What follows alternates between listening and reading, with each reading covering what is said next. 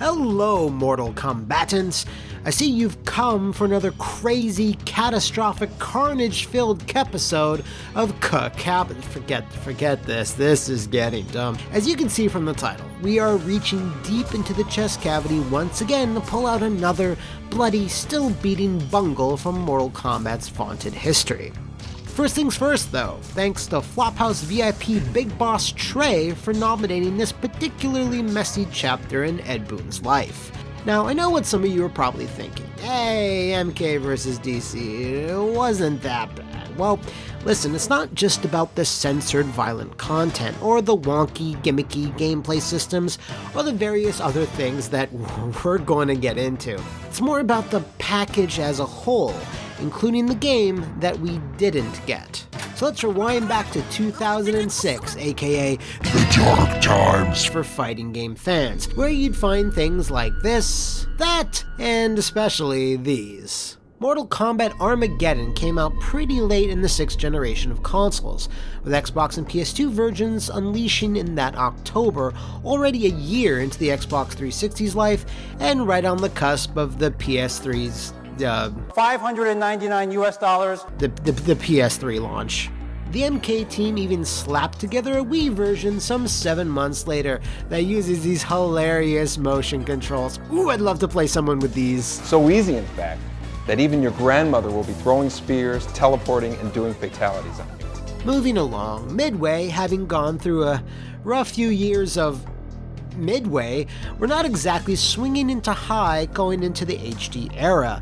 In fact, during the 2000s, their one consistent bright spot was Mortal Kombat, so it would be no surprise the next entry in the series was quickly put in production after the release of Armageddon. In fact, Mortal Kombat Elder God Ed Boon was more than happy to speak about these early days regarding their first high-definition fighting game. Our goal, graphically, with this game is to be as gritty as possible. To me, when I saw Gears of War, I was like, holy shit, that's the look that we've been talking about. Visually, that's what we want to do. When asked about how players could expect the game mechanics to change, Ed also offered, we're not going to have the 3 fighting styles, we're not going to have the same punches and kicks and the same kind of control scheme, everything is getting trashed, we're reinventing everything from the ground up, we really think that's what's needed. Aw, what, Ed? We don't get the power-up thing anymore? The creative fatality? The little blinking lights? Mid-air combat? Unfortunately, there's no real videos or any pre-production assets for this version of Mortal Kombat 8, but former Midway employee Vincent Prost did release this concept art for a pitch that would see the Mortal Kombat universe being rebooted, and it's close to the dark and serious tone that Ed described. Now, this art was confirmed to have been created in and around 2008, so it wasn't exactly part of the original pre-production phase during 2006, but it's as close as we can get to see what this darker entry might have looked like. Eventually, as the months passed, news started to dry up, with Ed's lips becoming increasingly tighter, until he broke that silence with an ominous new statement. We're doing something with the next game that's unbelievably unexpected. It's a complete start over for MK8. This is Ed trying to prepare people for the drastic pivot in their plan, as he spent a good few months talking up this grittier Gears of War style direction he had been teasing. But much like many Mortal Kombat tournaments, nothing can prepare you for this. It wasn't until April of 2008 where a trailer emerged from the Phantom Zone, giving Mortal Kombat players their first glimpse at the newest and surely most violent entry in the infamously blood-soaked franchise. Man, I remember my face in a constant shifting state of emotion while watching this trailer. And the comments online ranged from, oh, I don't know, and are you serious? And of course, what's Marvel? Yes, Mortal Kombat was clashing with the brightly colored heroes and villains of the DC universe. Why? Well, why anything, really? 'Cause money. Midway was always a slowly sinking ship, and the 7th generation was particularly unkind to them. While a fun but flawed shooter, Stranglehold was a monstrously expensive project for the company, being their first big HD game running on Unreal 3. and it didn't really pay off. Not content with just losing that bunch of money, Midway decided to lose way more money with the failed development of This Is Vegas, the open-world Sin City simulator that wound up being cancelled. So yes, to absolutely make sure that this Mortal Kombat game will give them lots of exposure, action figures from Outworld and Earthrealm were smashed against figures from Gotham and Metropolis. Maybe nowadays it doesn't seem so strange, but you have to remember the state of DC at the time. The latest Superman film was Superman Returns, a bright, cheery sequel to the Christopher Reeves continuity. So DC didn't have nearly the dark edge it would later adopt, which they seem to be thankfully reversing for the type of characters it just doesn't work with. What was I supposed to do? Just let him die? Maybe. So because of the ticking time bomb that was Midway, the development for MK vs. DC was incredibly aggressive, being put together in only 2 years, which is impressive as they jumped from the PS2 straight into Unreal 3 on next-gen hardware in record time. Speaking of which, Unreal 3 was always in the plan for MK8, even going back to that original pitch, as Midway had licensed the expensive engine for many of their titles. So the game was announced in April, it revealed its full lineup of fighters in September, and was released that November. That's only 8 months to get the word out, and aside from all that, it's pretty clear from just the amount of content, or lack thereof, that the game had a hurried, hectic development. It's worse than I suspected. For example, MK vs. DC was the first and only game post-MK4 that lacked any sort of crypt. There was also no Creative Fighter, Conquest Mode, the Tester Might minigames, or any additional modes found in the previous 3 titles. In their place was the brand new Story Mode, which had you go through both sides of the conflict, rotating through each character, well, I mean except for, Kitana, Destro, Catwoman, and Kano. Oh, and also Baraka, but Baraka never gets his chapter in any story mode. So I guess that tradition started here. While the game's story was a bit lackluster, with 90% of all the fights being caused due to confusion about who was who and the Rage Force, it was something new for fighting games, ushering in a level of presentation that hadn't really been seen up to this point. Also, 3 of the playable characters had no fatalities, that being Shao Kahn, Darkseid, or Dark Khan. Shut up. Hell, even the sloppily made rush palette swaps in the 2D games had some type of finisher. Speaking of the roster, to make sure that the art styles meshed, the darker look that Ed Boon had hinted at was thrown aside, and they just defaulted to the same sort of aesthetic they had for the PS2 trilogy, just now in HD. What's worse is that multiple costumes, something that MK adopted back in 1997, was another victim of the rushed production schedule. Prior games offered vastly different looks for your Sonya or your Raiden, but in this, you better like those default designs, cause, well, you're stuck with them. The DC Universe, on the other hand, well, they looked like the DC Universe, circa maybe 1989, which is a shame because you could have had those awesome redesigns from the 90s. Oh yeah, that's the stuff. Regardless, it's pretty clear that across the board, almost every single aspect of previous Mortal Kombat games were either pared back or simply cut.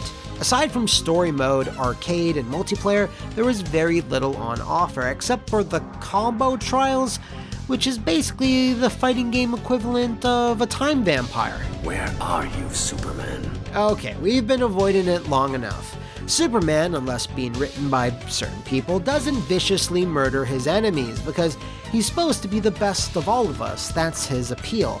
Batman also has a very strict no murder code to which he is supposed to abide by. Hell, all of the DC heroes in this game tend to want to preserve life and not take it, so the idea that they would be included in a Mortal Kombat game still seems like the ravings of a madman. This concept should have broken down right there. DC didn't want to put out a product where their Man of Steel gets his spinal cord ripped out, or have Wonder Woman disembowel an Australian mercenary, cause it's not a great look. So the idea of Baraka killing anybody on the DC side was laughable at best. To kinda get around this, all DC villains and MK warriors came equipped with toned down fatalities, whereas the DC good guys could only bring themselves to perform heroic brutalities. These run the gamut from to... And finally...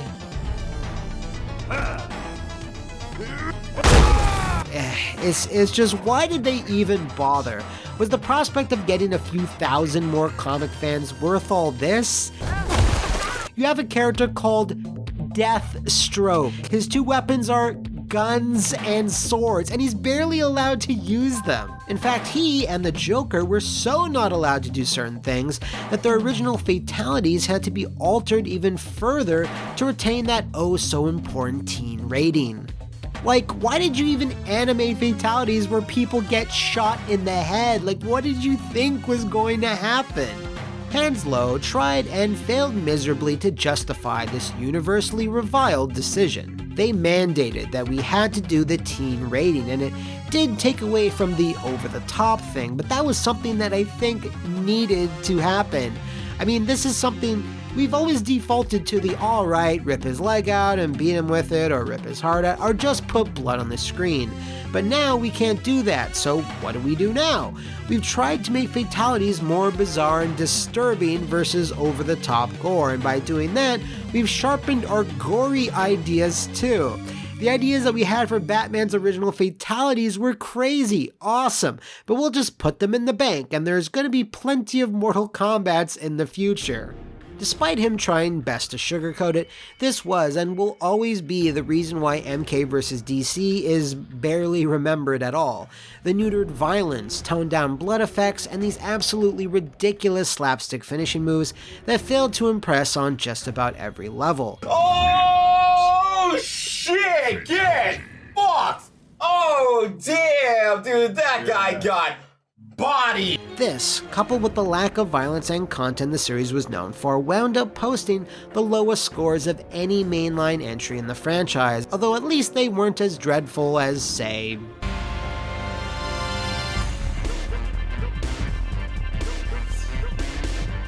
you know. Now, despite all of this, MK vs. DC still managed to sell like 1.5 million copies, which, while healthy, wasn't much better than any of the PS2 titles. The tactic of using DC characters to lure in new or younger players couldn't really make up for the dearth of older, disgruntled fans who opted not to partake in this epic struggle that was like 0 years in the making.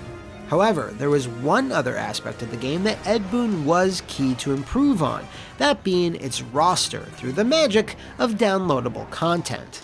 I'd like to have DLC as soon as possible. I think that might be a great Christmas gift to reinvigorate the game. Boon would then go on to confirm they had been working on Quan Chi and Harley Quinn, and would later heavily hint that Kung Lao and Doomsday were also in the cards. But then Midway happened. Even with the sales of MK vs. DC, it just wasn't enough to save the company, so the marketing stunt of smashing two brands together and hoping for like double the sales completely failed. It didn't pull Midway out of its death spiral, and it prevented a promising traditional gory Mortal Kombat game from hitting store shelves in 2008. Once Midway filed for bankruptcy and Warner Bros. Snapped everything up, the DLC roadmap was quickly cancelled. Now, normally, this would be the part of the video where I tell you how this game was brimming with potential and how, while it wasn't the most polished, content-rich package, the core idea was sound. But in MK vs. DC's case, no, it wasn't. It's a great example of even though you can combine two things, doesn't necessarily mean you should. Mortal Kombat is its own beast, and it works best by staying in that specific lane, and if anything, the fact that MK vs. DC didn't really work out probably contributed to the creation of Injustice, which is probably what they should have done in the first place. Hey, if you know of any other catastrophic clashes of fighting game failure, I already did Marvel Infinite, let me know in the comments below or punch through the walls of the Flophouse VIP Patreon to officially vote on our next topic. See you next time, and thanks for watching.